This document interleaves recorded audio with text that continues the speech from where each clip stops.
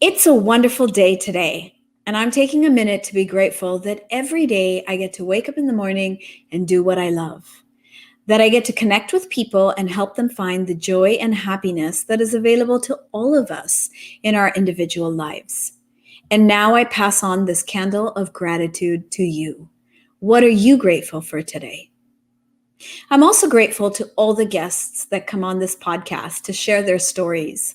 In particular, today's episode is an inspiring story with a powerful and uplifting message from none other than award winning Filipina actress Iza Calzado.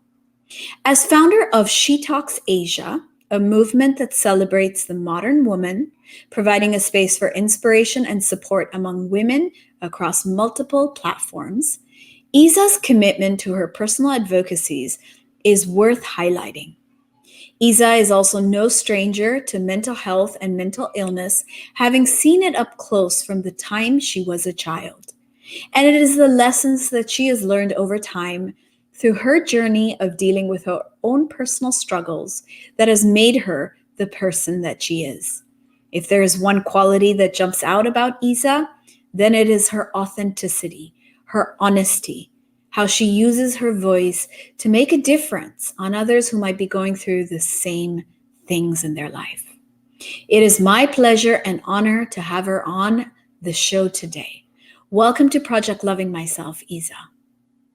Hi, Sanaya. What an intro. Thank you. Thank you. Thank you.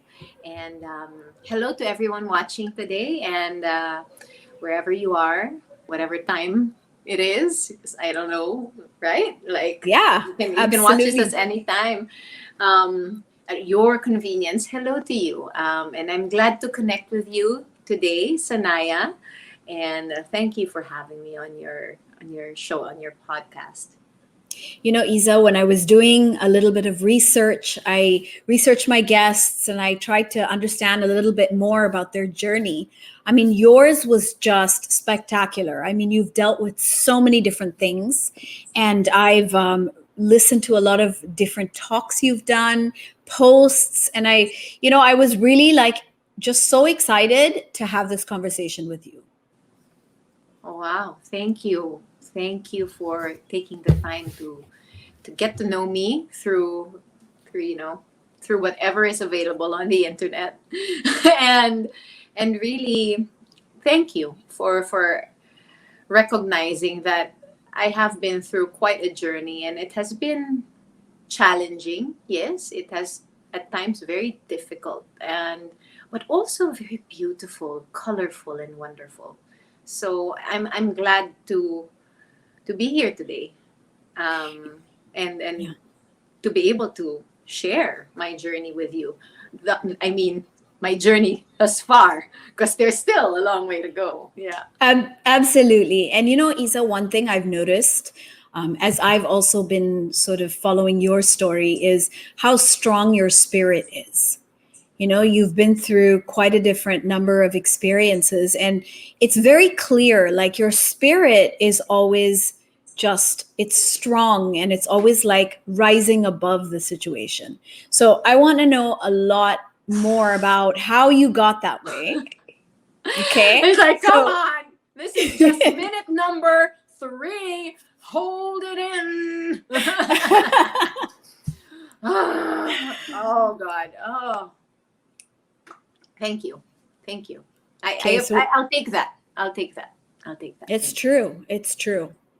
Now we're going to start with your childhood, Isa. Okay. And I know that you have seen mental health up close, as I mentioned earlier, from the time you were a child. Your mother struggled with manic depression and bipolar disorder, which are kind of like big and scary words. I mean, just as I say it, I'm sure anyone listening in, I mean, that sounds really scary. What more for a little girl who had to experience that with her mother? What was that like? You said the word. Scary. Confusing. Uh, that's what it was like. Because not every day was a bad day. You'll have to understand that, and I don't want to paint a picture of my mother that she was this monster, which she was not. No. Especially now that as an adult, I understand, and with all the awareness that I now have, um, she was not. Trust me, she tried her best. She went to therapists. She she did a lot of reading, whatever she could at that time. She did her best to try and understand and try to get support from people around her, but it wasn't as accessible as it is now, when the understanding around mental health issues were not at the scale that it it's at now. Right. So I was born in 1982. I think as early as 6 or 7, I was quite aware that, maybe even earlier, that my mother was quite special. Let's put it that way. Um, and she was misdiagnosed. She was told she was neurotic, so she was given downers, which was the worst thing you could give somebody who has manic depression or bipolar, or is going, or has, what do you call it? Is bipolar. Right. Um, The polarities, the right? There's lots of polarities ups and downs and and that. cycles. Yeah. And I treat bipolarity. So I know that, in some periods there's like this extreme behavior. And then other periods it's like extreme lows with Mm. depression. So it's really inconsistencies unless you figure out the pattern. Yes, and I think she did have, she had her triggers, she had a pattern, but of course, even to her, I think she wasn't completely aware that it was a trigger, it was a pattern. You Okay. know, she and depending on what was happening around us, she she would have more lows. I think she had more lows, especially after my brother died. I had a younger brother who died, so you can imagine that, Yeah, losing a child. She carried the child, and then she lost my brother after 17 days. So I really believe that, there was a big blow there, a big hit in terms of postpartum depression. And at the for same time, sure. she lost one of her good friends. It, her friend was murdered. Like, it was a massacre. Like, it was an inside job. Like, so, the I mean, theft, really. So you're juggling all of that and a lot of things. So she really tried her best, I really think. Yeah. So as a child, Isa, I'm guessing your mother was going through so much that that maybe you didn't get the attention or her love as freely as if it was a different situation, right? Definitely. What was that like? Like, were you very aware that you had to maybe take care of yourself? Was it a feeling of um, having to do everything yourself? What kind of an impact did that have on you? You know, that was not quite what it felt like. Um, I am very uh, lucky. I'm very blessed Okay. that my father was a very consistently uh, loving man, like very loving. However, he wasn't always present because he was working and he was doing other things, which, you know, contributed to the problem. We won't go True. into detail, but towards me, his child, he was Right. consistently loving and just really generous, and he was this warm person, and I guess that's where I get the strength from as well, and the warmth, which I supposedly have. I know I have. I won't mince words. I mean, I won't. I You have to own it. do. I mean, I own it. Yes, I know. I do. So, I mean, so my father was like that. But my mother was also loving when she was okay, but she was temperamental. She, so short fused, and again with the highs and the lows. Um, I feel like, I guess this is why also I'm an actress. The longing for attention maybe was hardwired already. The programming from 1 to 7 was around that time, right? Because I think Right. I lost my. It was 1988 when my brother died. So I was about 6, 7. Yeah. So it was really, um, yeah. I think it really created this child who felt lost, who felt she wasn't worthy because, my mother also would say things. One day it's a good thing, the next day it's a bad thing about me, or, and Yeah. so, And that was her mental illness talking, right? That yes, was it wasn't her, her. her. Yeah, it wasn't her. To be like, to be honest, like, what kind of mother, like, who would want that? Right. Nobody really. It's really what we've gone through, and the layers, right, that we have, and the experiences that we've had, that turn us into the person that we are, especially if we're not fully aware of it, or if you have an illness, it's something you can't even control. Yes. Yeah. and And and I think then I think Isa also that's what a lot of people need to understand about things like depression, anxiety, bipolarity. Like whoever's dealing with it, it's exactly as you said, they don't know the impact they're having on somebody else. They don't understand, how this is affecting the people around them because they are not in control of their own feelings, their own behaviors. So I think it's really important how you've highlighted that. yes, I agree, because, to a certain extent, I just take myself, for example. I'm not diagnosed with anything except for insomnia. I'll be honest, like, that's something I deal with. But, when anger takes over me, it feels like sometimes I can't control it. I do have a bit of a short fuse, not as short as my mother's, but, and that's something I've had to temper. That temper is something I've had to temper through the years, and really a lot of inner work, which is, Right. we're all a work in progress. So, but, and I understand what it's like to have an emotion take full control of you. I mean, loving is an emotion, right? And okay, so if you cannot resonate with anger, or like depression, or anxiety, I'm sure at some point you've been in love.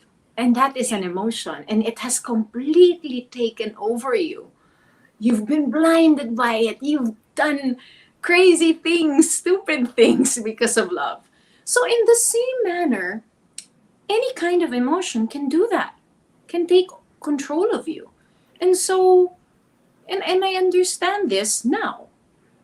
But again, as a child, it was just like scary. There was shame, because especially if it were a public kind of tantrum, you know, there was a lot of that. And so, and confusion, as I said, like, why is she like this? Why? She doesn't love me.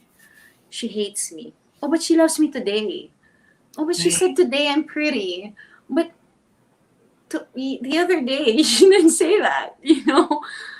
So it was, I guess I was hard to navigate, and that's why I eventually turned to food. And I also didn't have a lot of friends, not because people didn't want to be around me. Uh, Again, part of her condition, I guess, was like just keeping me at home. But I did well in school. I was quite congenial, I think, from an early age. I don't know if it was because I was seeking attention from my parents, but I think from a very young age I've always been congenial, for just friendly. So I'm glad that in school I had friends. In our community, we lived in a townhouse. I did have friends as well, but I spent a lot of time on my own. So I escaped through books. I mean, eventually, I think by third grade, or I don't know when I started reading books. Definitely television, music. Yeah.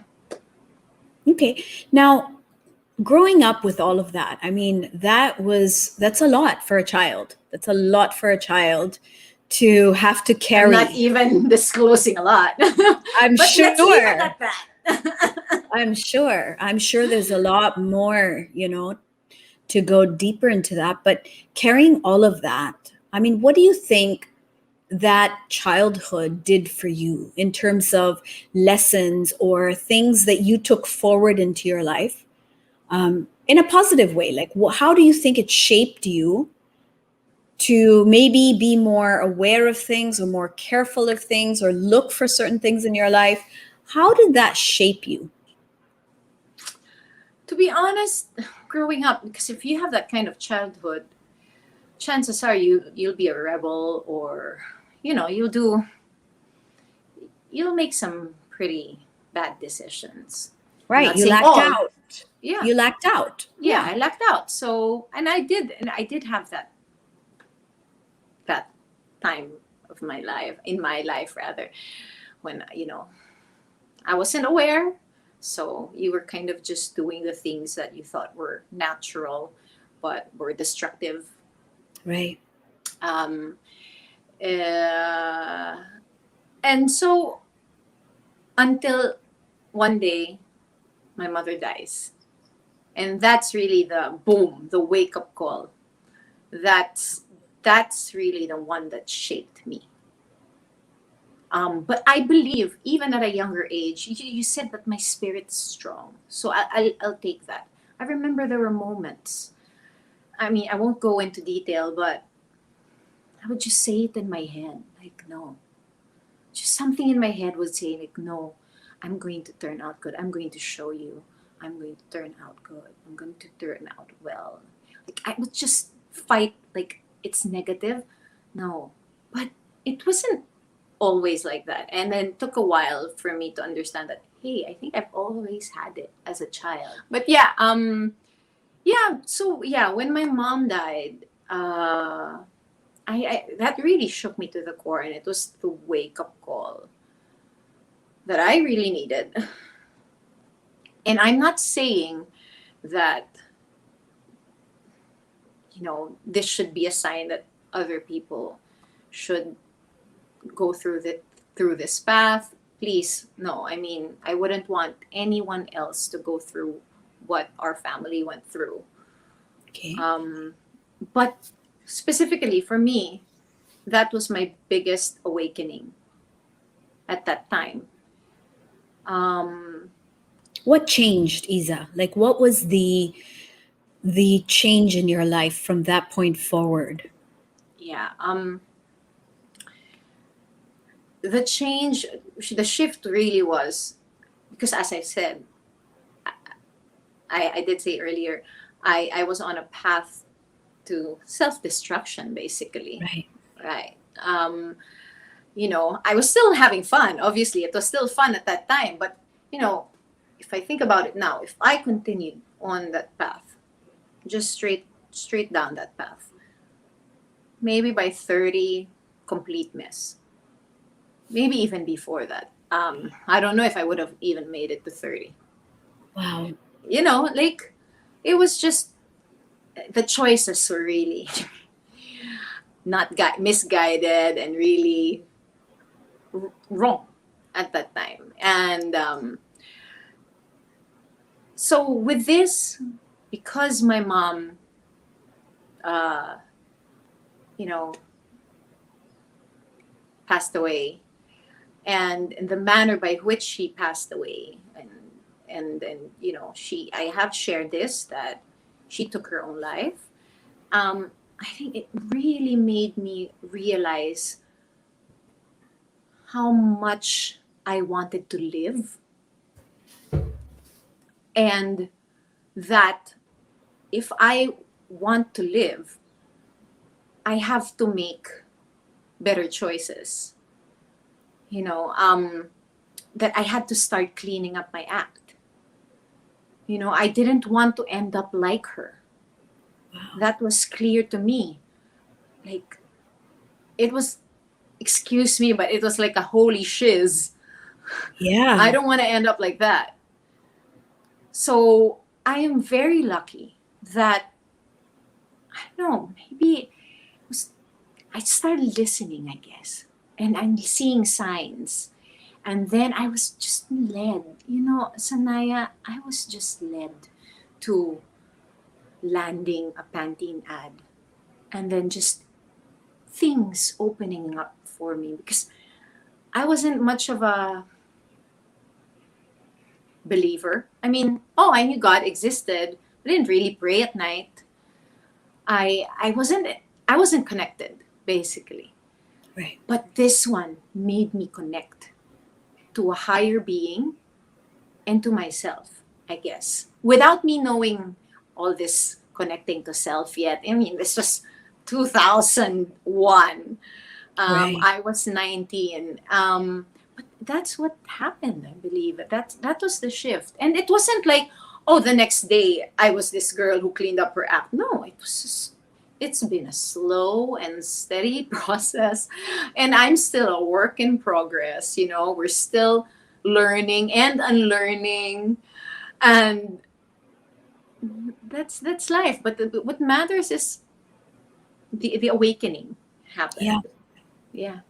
It's true, isn't it, Isa? Like sometimes in life's biggest tragedies are our biggest turning points and opportunities for change.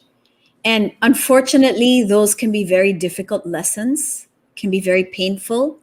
But I think, your point that you woke up to it and you started to connect and you started to listen. And I think that that's the difference between the people who take the tragedy and they turn it around. They make it maybe their motivation, maybe they make it their drive, they turn it into something positive. They're the Yes. ones who actually make something of it, Yes. as opposed to the other way around is getting sucked into that kind of dark hole of what happened. And I think it's these listening to people who have done these things. I think that will remind us that no matter how dark those times are, you can pull out and you can choose a different course. You can steer your life in a different direction, like you did. Definitely. I am. They apparently there's a term post traumatic growth. Okay. So I saw that posted by Howie Severino, who is a fellow COVID survivor. So I Okay. didn't actually research on it thoroughly, but to me it made sense, because every traumatic, challenging thing that I've encountered ever since my mother died, because there have been several. I mean, I've lost two stepmoms after, I know. It's like, what? And my father as well. And other challenges that come, there are a lot of challenges that happen not just around us, but within us as well, right? So I feel like with every challenge, I choose to take it as a learning moment, as just a way for God. He's basically challenging me so that I can be propelled forward. I mean, it's like he's pushing me to move forward, because it's just, that's how I'm going to grow. That's part of my expansion, my journey. Right. And almost, I need to go through certain things, because otherwise, growth, the enlightenment, I guess, the lessons will not be learned, and I'll just be on autopilot. Yeah, it's because we need to be uncomfortable to move, right? Otherwise, when things are just really easy sometimes and they are, they just there's nothing really to incentivize us or move us into action. And Mm-hmm. it's always sometimes those challenges, those difficulties that get us searching, moving, asking questions, at least until we get to a point, I believe, Isa, that we don't need it anymore. At some point, the kind of maturity and wisdom that comes from, I think, going through a lot of challenges, getting through a lot of it, when you finally realize that maybe I don't need it to be so Yeah, difficult all the time, right? Maybe exactly. maybe I choose to keep moving. Maybe I choose to keep growing and evolving. And I think when you get to that point, you start seeking out the different methods or techniques. Some people turn to meditation, some people turn to other things, and they actually find things that will keep them evolving without the challenge, without the problem. Yes. Yeah, yes. Thank you for pointing that out. I'm please let us not manifest difficulties or challenges into our lives. Some people, speaking of meditation, I'm doing two things, but one of them is a Deepak Chopra app. So he does one with Oprah, the getting unstuck. And then it's true. Sometimes people think when good things are happening, they panic because they think, oh, it's too good to be true. Something Right. bad is going to happen. So you never stay in the present. You hold on to the past. You're scared about the future. Uh, but, well, I guess one of the gifts I have in life that God has blessed me with is that I really love being in the moment. Like I'm here right now. And I don't know if that's because I love to dance. And when you're dancing, you're just in the moment. You're not thinking. I don't know, because I grew up with that, or my father was very in the moment. But most of the time, I like just being here. I don't want to think about the past too much. I don't want to worry too much about the future. I want to be here now, like now with you, connecting. Right? And I want to enjoy this. I want to feel it. I want to feel this moment. So it's a gift. It's a gift, I know. And I'm grateful. But I'm sure there are tools, right? Diba? To keep you in that moment. Yeah. For those people listening, right? Isa is like the biggest smile on her face as she's talking about being in the moment and dance. And you can see like how much happiness and joy this brings her. But I do think, Isa, this is probably what you took from your experiences, right? There's no changing the past. Probably everything you've been through has already taught you that we don't have much control over the future. What we have is the present. Mhm. And I think you've learned through these experiences of yours that at least that's one thing you can kind of hold on to, what you can be present in. And it's true. It's true. Being present in the moment. I mean, that's what life is about, It right? is. Life hack like number one. And people are like, how to be present in the moment? How? You know what? Get out of your head. Move. Right? Right. Move. Or I don't know. I'm sure you have tips, and I have not studied this in depth, but I just know that's one of the ways that I get out of my head. Because Right. I mean, I do acknowledge that there are times I romanticize the past, or think about the past, or I blame, and you just go back. But, Right. and there are also times that I do worry, like, what's going to happen? What's going to happen in the future? But I don't choose to be stuck in those moments. Like I let it, but I tell myself, come on, it's time to move on. Come on, come on. Like it's just telling myself, like, don't get stuck there. Don't get You know, stuck. I think you already gave the example, though. I think that you gave the answer. I mean, when you were talking about being present in the moment and dancing and moving, like your face lit up, you were smiling, you were happy.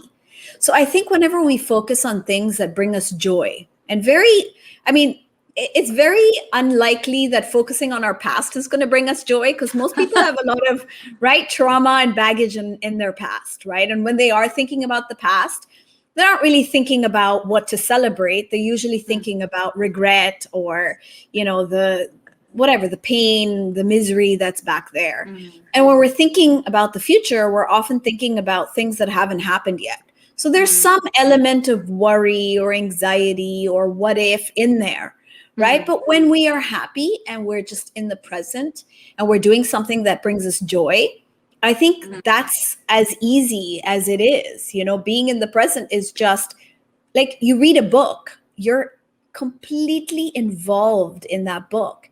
You're not thinking about what grocery do I need to, do tomorrow, right? You're not like making, mental notes in your head. You're just reading a book and you're completely carried away by Or what you're reading, right? right. Or Or when you sing a song. when you sing a song.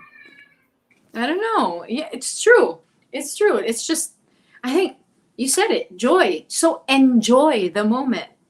You have to enjoy it, Love it. I love right? that.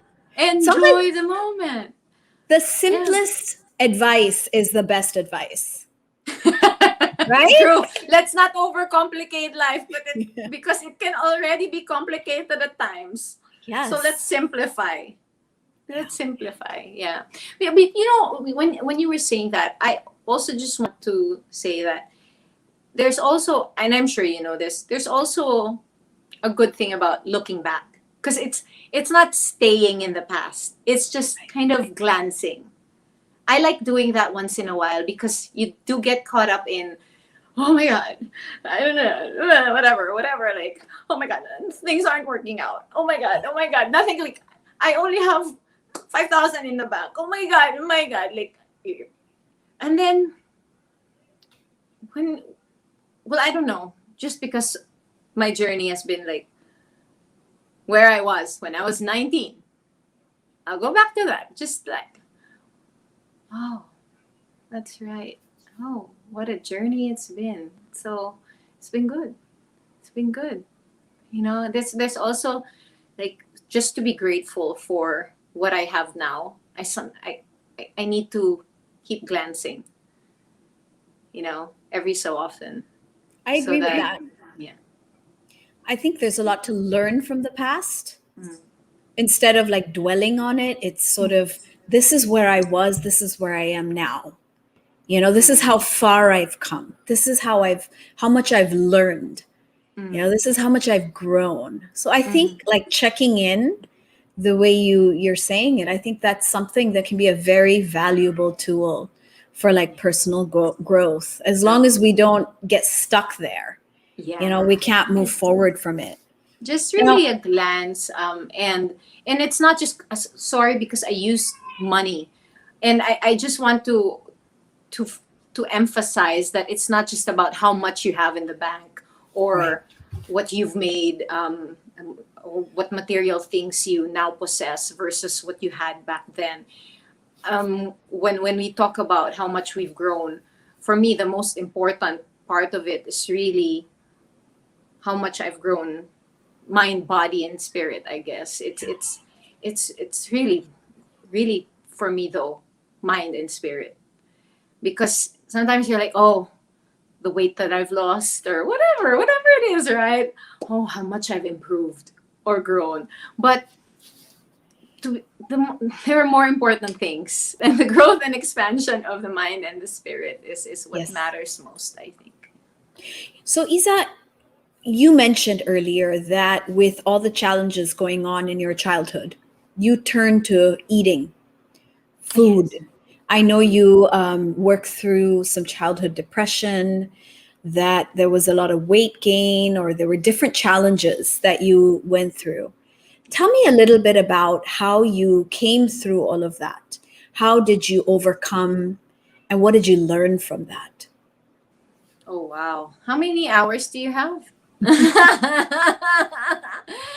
I mean, no. Yeah, so I turned to eating because my dad loved food, and my mother was just, she was back again. She was in do she had a lot of things to think about. My mother would normally police it, the eating, but because she wasn't around, and eventually she left for the States, I just got bigger and bigger through the years. And um, I never really felt it was depression, but I guess it was. And, that's what the doctor said, but I only went once or twice, and I was never given anything like no medicine, nothing. I, I don't know how. Honestly, I just lived that time. But I got bigger and bigger through the years.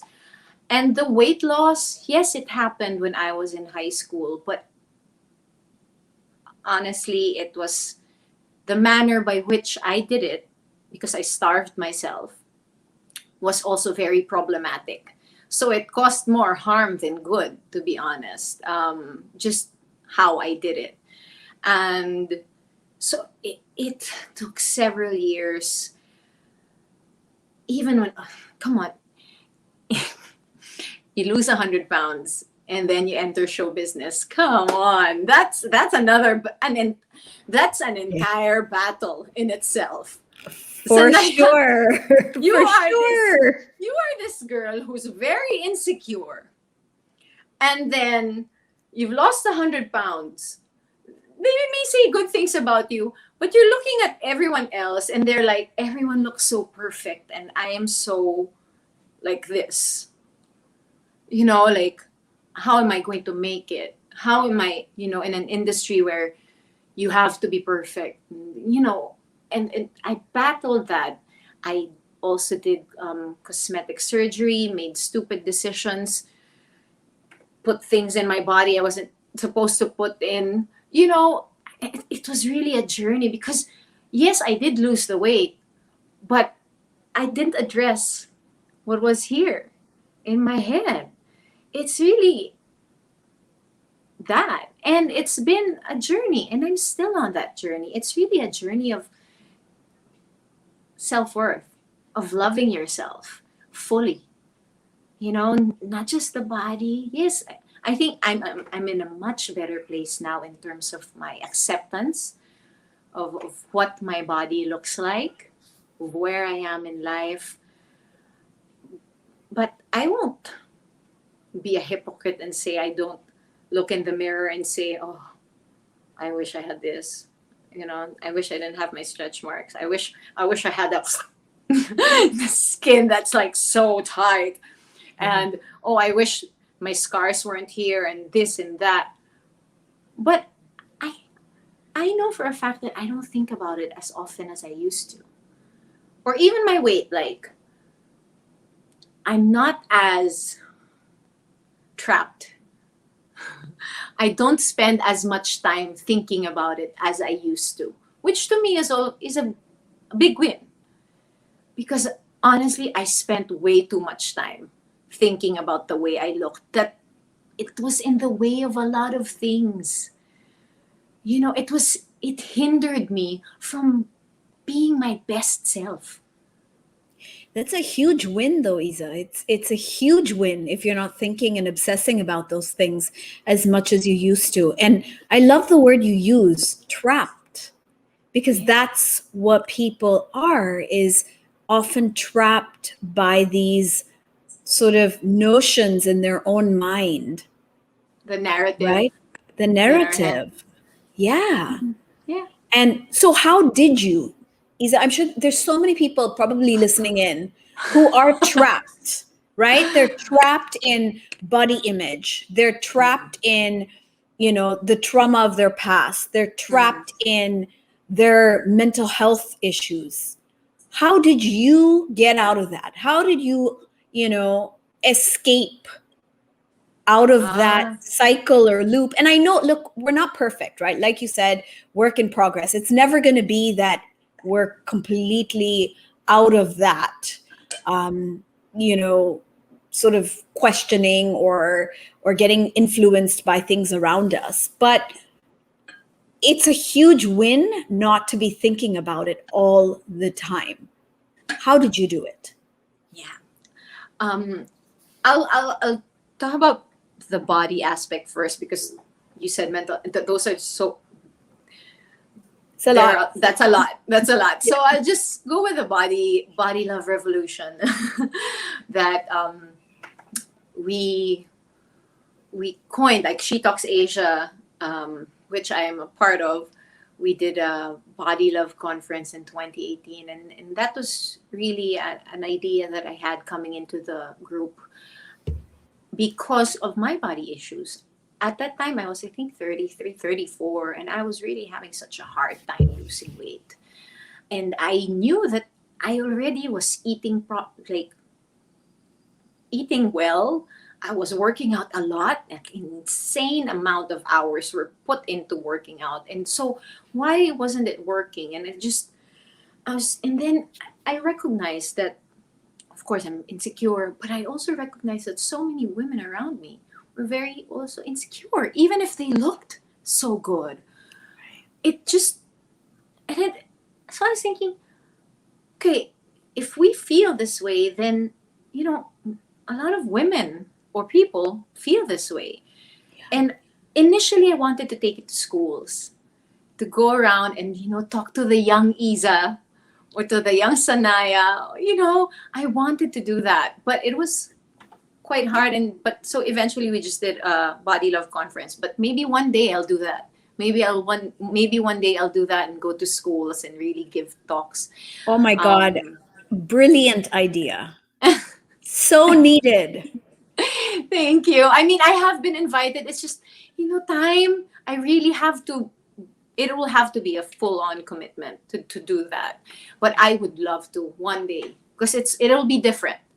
To really just go to when they need you most. Correct. That time, like when, the minds are being shaped and when the insecurities are starting to creep up, right? So how did I do it? Or how am I doing it? Because I'd like to, like I said, I am a work in progress. I honestly, just sharing my story really helped. And I think with the intention of helping others, I actually helped myself as well. And so what else have I done? In terms of what I show in social media, when I'm asked to do a photo shoot, I tell them, please don't erase my stretch marks. However, sometimes it's light that erases it. I try to tell them not to shrink my arms anymore, basically not to do too much Photoshop. Because I realized, I'm part of the problem. Because all my images until that time that I did the body love, I got into body love or self-love or acceptance. All my images were very heavily photoshopped. And I loved it before.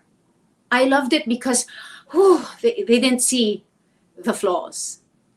But what it was creating in my head was like, I am never going to be that. I am never going to be that woman, that girl, that image. So I always felt that when people see me, I had to cover up. So, a lot of in my 20s, people probably thought I was conservative. No. If I could wear a bra out, I would wear a bra. But, I mean, I could, right? But, it's just, I was covered up because I was very insecure.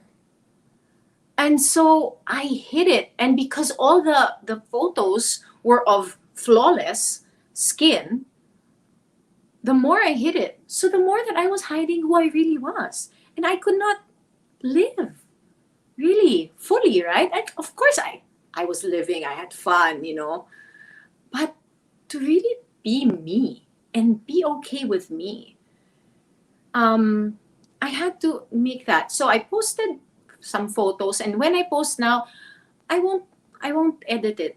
I will use light, use angles, yes, and I don't feel the need that you have to show every single scar that you have, every imperfection. I've just said it, like, oh, I have this, that. You don't really need the visuals, I think. But maybe if one day there are visuals suddenly and you see the imperfections, the flaws, I'm ready. Like, because I've shared it. Do you speak Tagalog, Sanaya? Konti, very little. Konti. So I don't know if you'll understand this. Inunahan mo na sila. Okay, what does it mean? Like, like, because I shared it first and it came from me. Yeah. I was the first one. I basically took control of the narrative, Sanaya. I On think my that's what I did. terms. On my terms. It's like, you know what? Because people would say that. And sometimes I still get that. But before, like on Twitter, Instagram, law yung balat mo, like sagging skin, stretch mark queen. I'm, and I'm like, do they think I'm blind and that I don't know this? I mean, honestly, Sanaya, I think I have said the worst possible things already to myself. And your words are just trying to validate that. But I will no longer allow your words to validate that. So it was like I set boundaries that way. I still get affected, of course, sometimes. It still hurts. I'm It's only human. human. Yeah, it's Yes. human. But now I can pull back more and say, but you know this already. You know your body more than anybody else. So, okay, they're pointing out certain things that are there. And so what? I am Wow. more than that. Once you get to know me, I am more than that. But even beyond that, I have to be grateful. And I am grateful for this body. So I have to stop beating it up because it does so much for me. Again, I'm able to dance, I'm able to do this, do that, so many things with my body. And last year when I had COVID, the whole body love went on the whole meaning of that went even on a much deeper level. Because when I was talking to my lungs and telling my lungs, please work, please, I need you to work for me, please, that's your body. Yeah. We're so stuck with the physical. I mean what we can see. I mean that's still the physical body, but with what we can see. That if you think about it, we're made of inside us, our body parts are working for us. And my gosh, if I do not honor what they do for me, if I am not grateful for what they do for me, what if it's taken away? Is that the only time I'll be grateful? I don't want that. So while I have everything functioning, while I have this, it may not look good, my feet don't look good, whatever. But you know what? I love them. Or if I don't love them at this very minute, I'm learning to love it. Maybe in 5 minutes I'll love them. That's just how I. Beautiful. Thank That you. that was beautiful, Isa. And so much, I think so much truth. And I think actually for me what you're talking about is your truth. You're living your truth. You're learning to love your truth. And that's why I said, when I introduced you on this episode, it's being authentic. It's facing who you are, and you're not apologizing for it. This is me. I'm thinking of that song now from The Greatest Showman. Like, this is me. This is who I am. And, Yeah, of course, I do have my shadows. We all have the monsters of or course. whatever. I'm not perfect. And again, I always say that this, but that's who I am inside and out. I have my flaws. I have my imperfections. And I'm okay with it. And with the ones that I'm not okay with, I'm trying to deal with it, or I'm dealing with it, or I've dealt with it. It depends on what crops up. Right. But yeah, that's how I work. Like, oh, so this happened. Okay, I don't like what I did. I don't like who I was at that moment. It doesn't mean that that's me, that moment should define who I am. No. So I'm kind to myself as well. I think I practice, especially now, a lot of compassion towards self so that I can be more compassionate also towards others. That's how I see Yeah. it. No, I hear that. And I also hear that you cut yourself that slack. You know, sometimes when we're also on this journey of personal growth, we become a little too hard on ourselves. You know, we put standards, we set us ourselves up for, you know, what we cannot achieve. You know, it takes time. It is a journey. It is a process. And I It think, is. And Sanai, if I may, like, as a public figure, it's a whole level of pressure, the sense of responsibility that is attached to that. And when people call Mama Mary because of this film, they said I look like Mama Mary, and people call you Mama Mary, and it's almost like I have to live up to her standards, but I'm not. So I say I'm Mama Mary Magdalene. I'm like, guys, I'm human. But of course, I do recognize and I acknowledge that that's a story that's just in my head, that I have to be pressured to be perfect because I'm called Mama Mary. But when you're called Mama Mary quite often, it does get to you that, hold on, guys, hold on. yeah, That's just an image. That's just the persona. The human being is human. I mean, yeah, not perfect. agreed, Yeah. agreed. And you know what I like is you're claiming that. You know, you're not trying to be perfect. You're claiming I'm not I mean, just in this one episode, you have mentioned I am a work in progress several times. And it's like that's what's in your mind. You acknowledge that and you allow yourself to be. You know, so I think that keyword, like allowing yourself to be that work in progress, I think that's a beautiful thing, Isa. Thank you. Now, you are now a health and wellness enthusiast. You are a body love, body acceptance advocate. And so, you know, like a phoenix who According to rises my, oh, I like that. profile. Yes. No, so I coined this. I mean, I thought it was perfect for you, like a phoenix rising from the ashes. So you basically took your difficulties, your challenges, and now you've made it your advocacy. You know, you've made it your message. So when did you start to make that change in your life where it was no longer about you and your difficulty, but what you can do for other people who are sharing some of these same feelings, difficulties, as you did? So when did that happen, and how did you get there? So again, going back to She Talks Asia, just before doing that, or just the body love talks that I wanted to do for girls, mostly girls, because let's be honest, it's really mostly girls that have this body issue. Um, Not to say that boys don't go through it, Yeah. but yeah, it's just how we're hardwired to be perfect at a young age is like causes really a lot. But again, that's a whole different episode.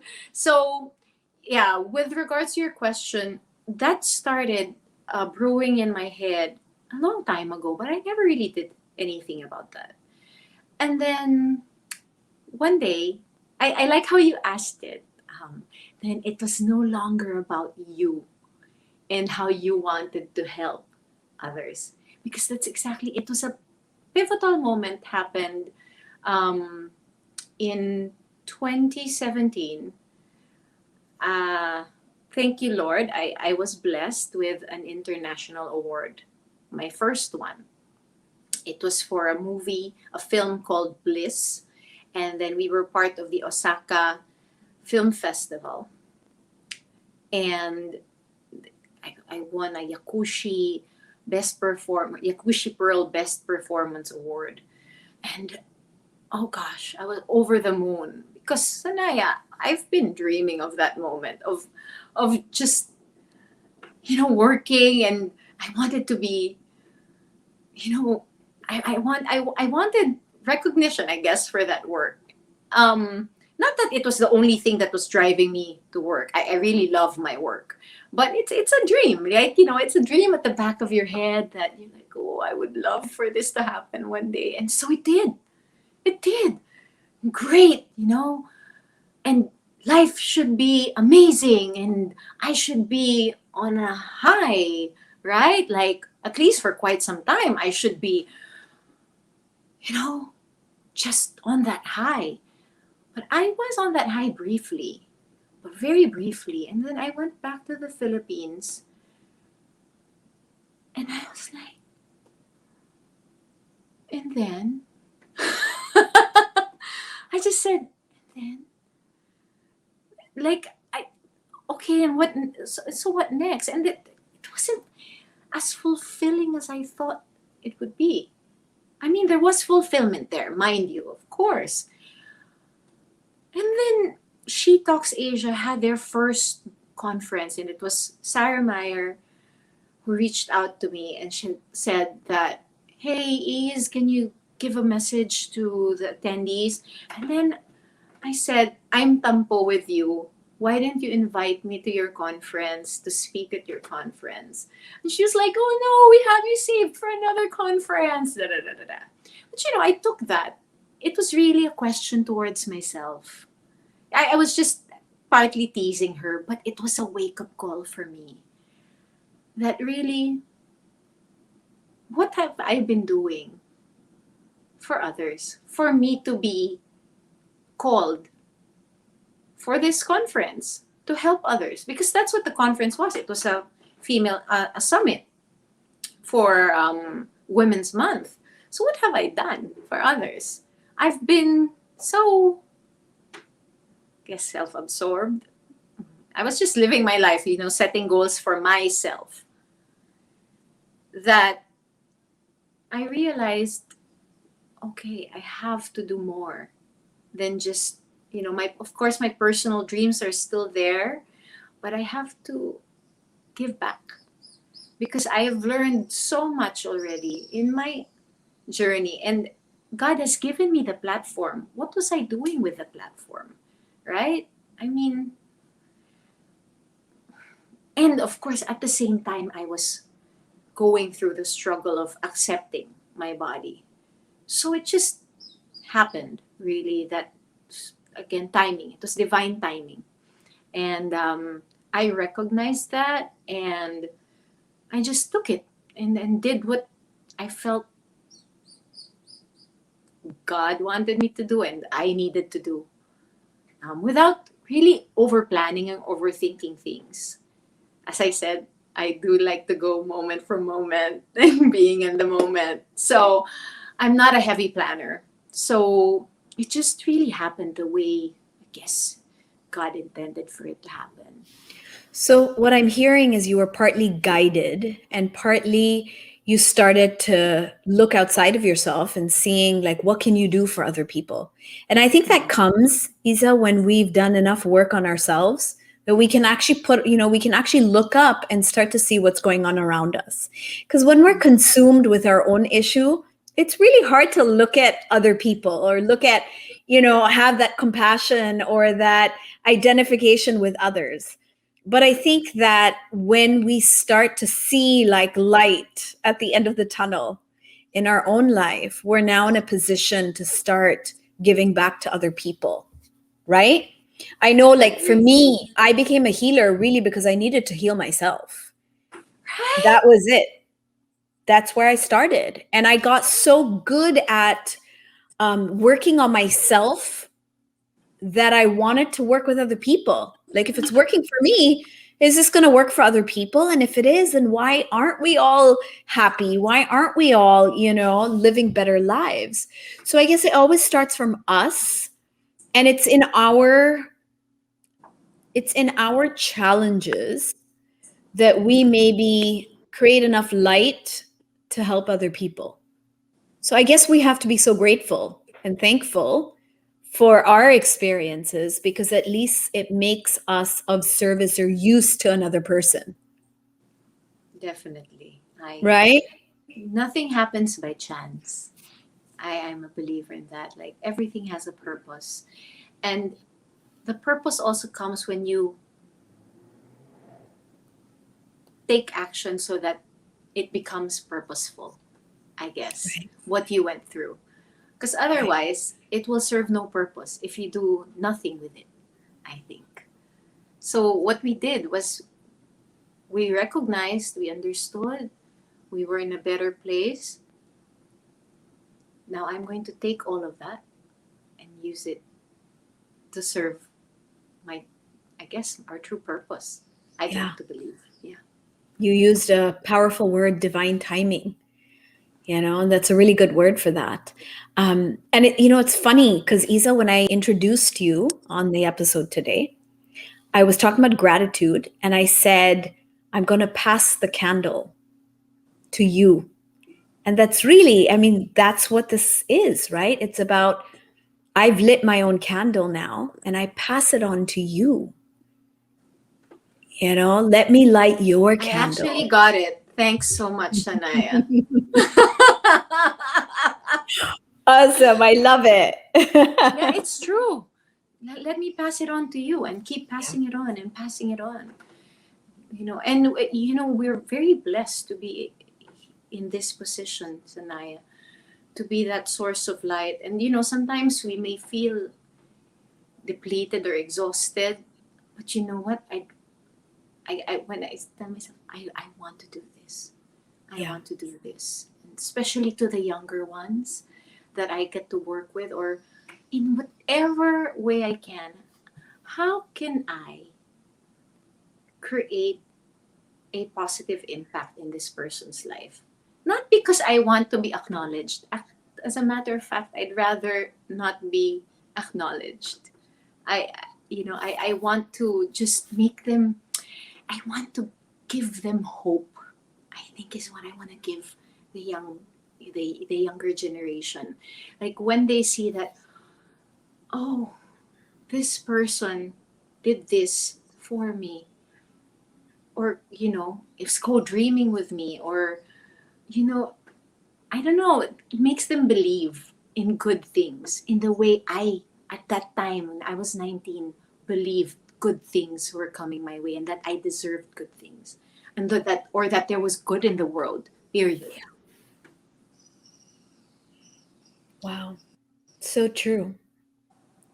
Now, Isa, what do you do today for your mental well being, your mental health? How do you keep yourself in this state, which is you are so grounded, balanced, you're constantly like observing, reacting to things? No, it comes across. You can't fake it, Isa. This is either something, it's there or it's not, and you have it. So, how do you maintain this? Hmm. um I have been meditating with under the guidance of Sarah Black since June of last year.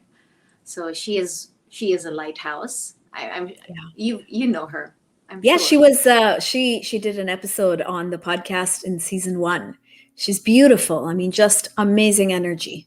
Come on, yes, and I've known her Yeah. since we were in college. So through the years, it's not that we were very close, but we've known each other for quite some time. And I still remember when she got back from India from her first trip, and the difference already just at that time. That was a few years back, around the body love time, Yeah. 2018, 2017, 2018. Yeah. So yeah, so I've been doing meditation every day Okay. since June. Um, I of course I work out because I believe that, again, movement is a huge part of how we can live a better life, really. So I'm quite conscious also of the food that I eat, because it's going to be mind, body, spirit, right? So um, gut is your second brain, so you have to be very mindful of what you consume, not just consume like reading, consume eating. And And what else do I do? Uh, I've been meditating. I started a Japamala practice. Wow. I'm on my, what, maybe 25th day or more. And I'm Okay. doing Deepak Chopra. So I'm currently on a deep dive because I have time. So I'm meditating 3 to 4 times a day at the moment. Wow. That's amazing. Yeah. Oh, thank you. So I'm just doing a lot of inner work because, you know, as I said, I am a work in progress, and things happen, and you feel like, oh, I wasn't in the flow. I did, what was that? So I'm working on that, and I'm working on certain things, and I saw that it's loving yourself. So I'm working on my constant need for external validation, That's among a other things. that's a big one. That's That's really a big one for a lot of people. Yeah. because like, I'm a people pleaser because of it, but and it has served me through the years. It I'm has sure. served me really, but at the same time, I now recognize that because of this, of being a people pleaser, it also hmm, can be problematic. So I have to set boundaries so that I don't let other opinions of other people affect me as much. Yeah. So little things like that. So yeah, I've been meditating a lot, and just honestly, because of this ECQ, I now have time, and that's every day. That's what I do. I've been meditating a lot. I work out pretty often, Yeah. um, 5 to 6 times a week, and then I been journaling because in the morning I journal. So that's how I've been working on myself, I guess. I think the important thing is that we always find ways to improve ourselves and work on ourselves. And sometimes it's meditation or journaling or working out or eating healthy. But the key is, whatever works for For us, you. as long as we keep doing it, as long as we take the time to actually do that. So I hear you, completely. Now, Isa, Oh, I have, and may I? go ahead. I'm Yeah. also doing something new. Like, I think just so that I'm excited, I'm taking voice lessons just Cool. because I've always wanted to, and now it's more accessible because of the circumstances in Zoom. Uh, yeah, and I'm taking acting classes. So again, it's a lot of just doing things that you love or you feel will excite you. And again, we go back to joy. Will bring you joy, Yeah. spark joy, so that you can enjoy life. Absolutely. I love it. I love it. And it's learning, right? It's learning and it's self-development in every way, right? Whether the voice lesson or the acting lesson. I mean, this is all ways of self-development, which is really what we focus on and really encourage on the podcast. Now, I have my last question for you, Isa. I really want to Oh, ask you. I want to ask you so many more, but I honestly I want to ask you, but we'll do that one day. We'll do that one day. Because you were saying your story, and I'm like, man, I want to ask her. I want to ask her her story. But I do. Okay, one next day, time. next time for Yes, us. next time. So, my last question for you, Isai, is what is your project loving myself quote, mantra, or message? So, anything about self love that you'd like to share with our listeners? I like to end with that because it's really about what we're here for.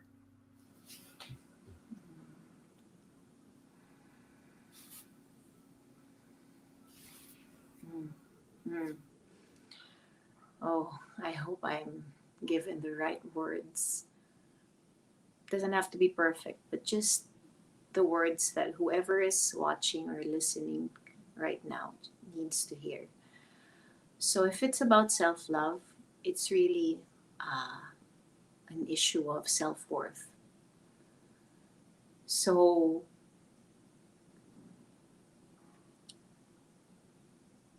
my message to you is very simple: you are worthy, you are enough. Amazing. Iza, it's been an absolute delight chatting with you today. I think Thank you.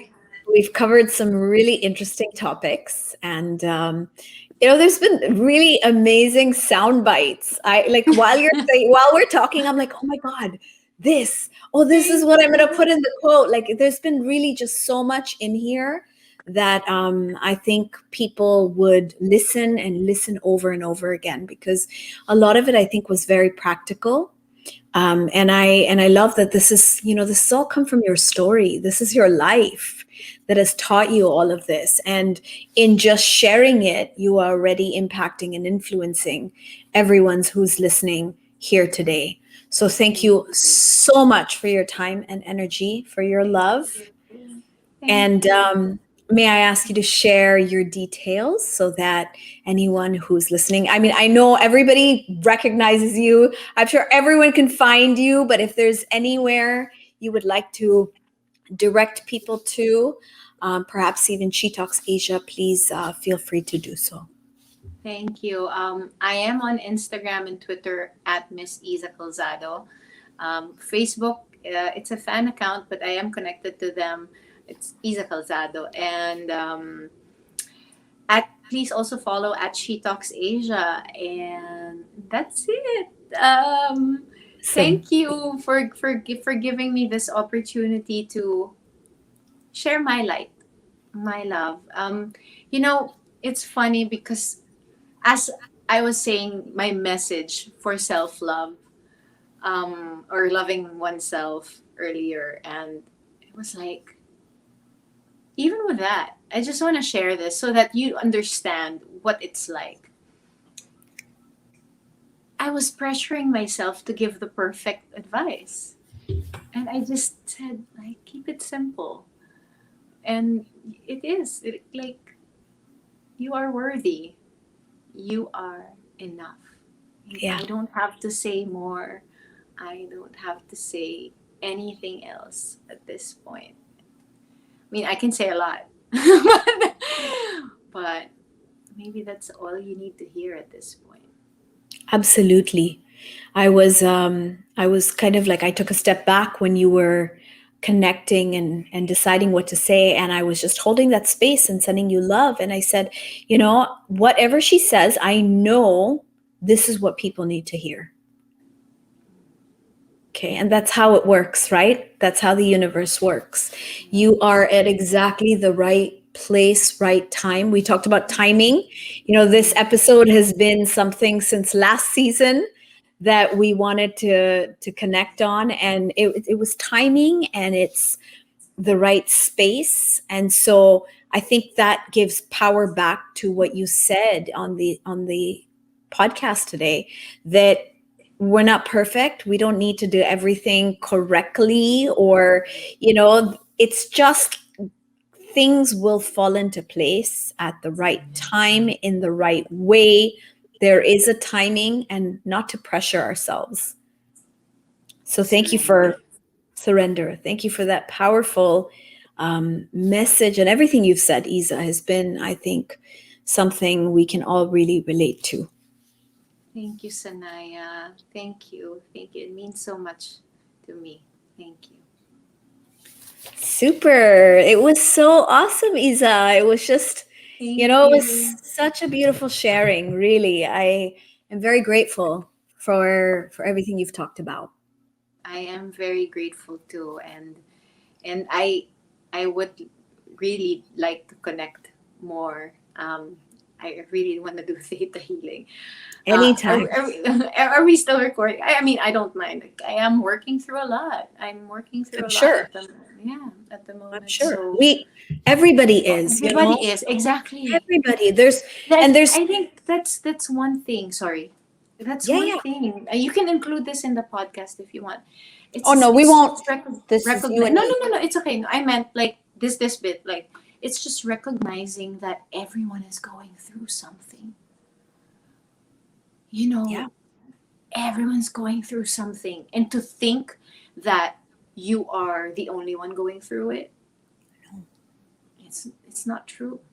Yeah. Or maybe at that specific time, in maybe in your social circle, you're the only one going through it at that time, but it doesn't mean that just even within the 5 kilometer radius that nobody else is going through that Yeah. specific thing. Yeah.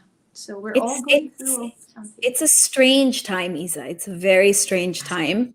I mean, people are always going through stuff anyway, but now I'll tell you, like even with people I work with, everything is like on steroids. It's like Yeah. everything is that much more difficult, and A shift is happening, Sanaya. for sure, A for shift sure. is happening, and we're blessed to be in an awakened state Agreed. Agreed. because it's easier for us to navigate this world at this time. I think. Agreed. Yeah. Agreed.